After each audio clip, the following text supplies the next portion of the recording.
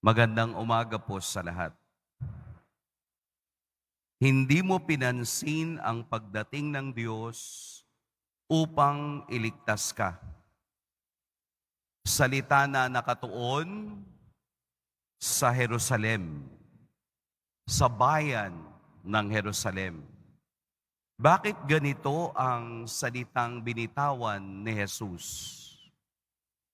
At alam natin ang Jerusalem ay lugar kung saan si Jesus ay nagbata, pinahirapan, at namatay sa krus.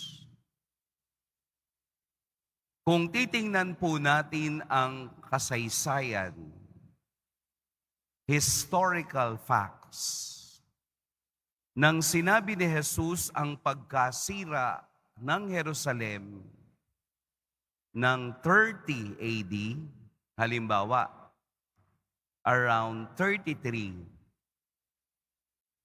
totoo bang nasira? Totoo bang nawasak? Totoo bang siya ay pinaligiran ng mga kaaway?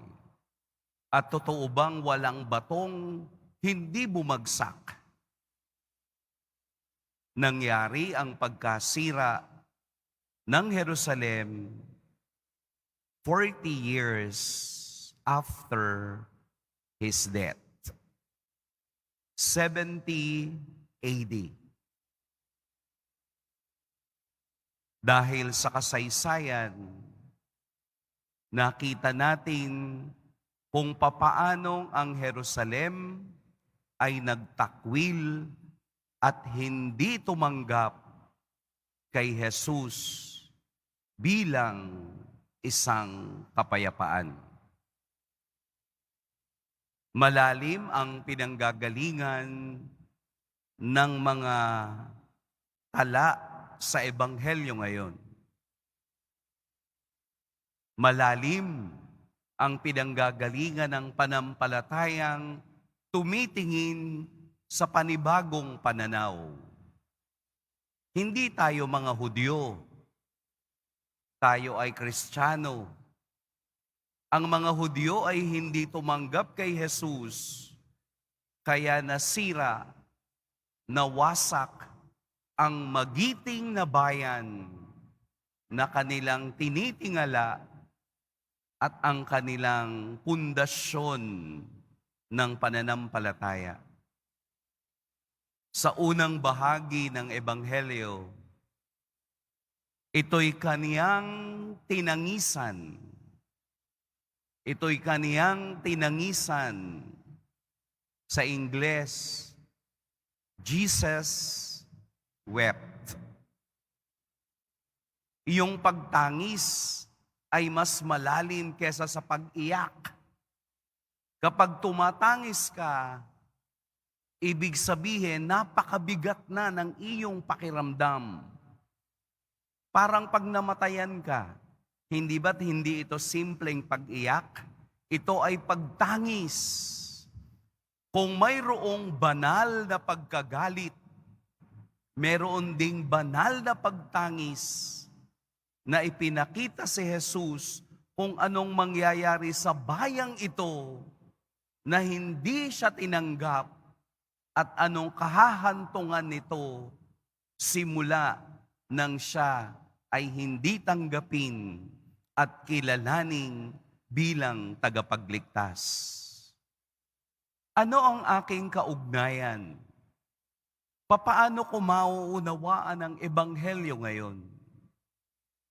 Come to think of it, kapag may nakikita tayong hindi magandang bagay, ang ating dinadasal, Lord, help us. Di po ba? Kapag yung sa tingin natin ay may mangyayaring hindi maganda, palagi nating dinadasal, tulungan mo kami.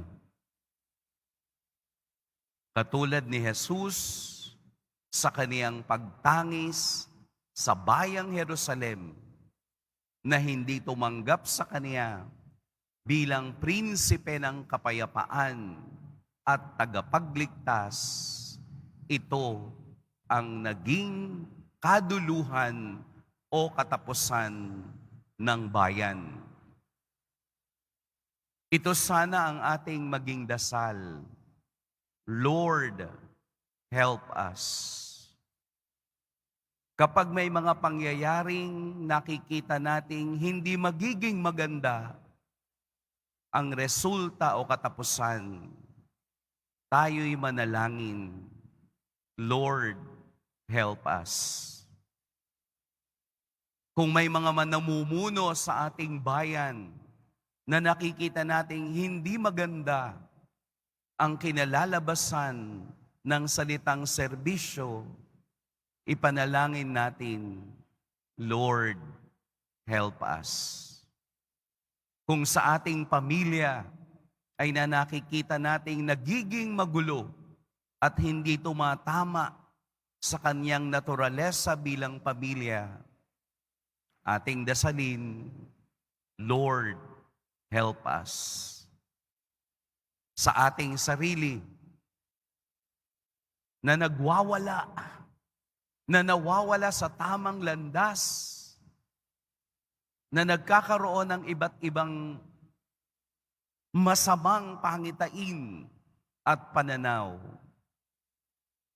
Lumuhod tayo, ipikit ang mata at dasalin, Lord, help us. Sapagkat ang panalangin ating babanggitin ay panalangin pumapansin na mayroong mali sa isang bagay at ito ay dinadala natin sa Diyos upang ibalik at itama kung anuman ito. Sa ating pananalangin sa araw na ito, tumingin tayo katulad ng pagtingin ng Diyos sa bagay na ating minamahal. Susunod tayo sa kagustuhan ng Diyos na kahit na alam nating ang ating pupuntahan ay magiging sanhi ng ating kamatayan. Sapagkat sa kabila ng hirap at kamatayan, makikita natin ang tagumpay. Kaya tayo'y palaging mananalangin at huwag kalimutang banggitin, Lord, tulungan niyo po kami. Pagpalain tayo ng poong may kapal.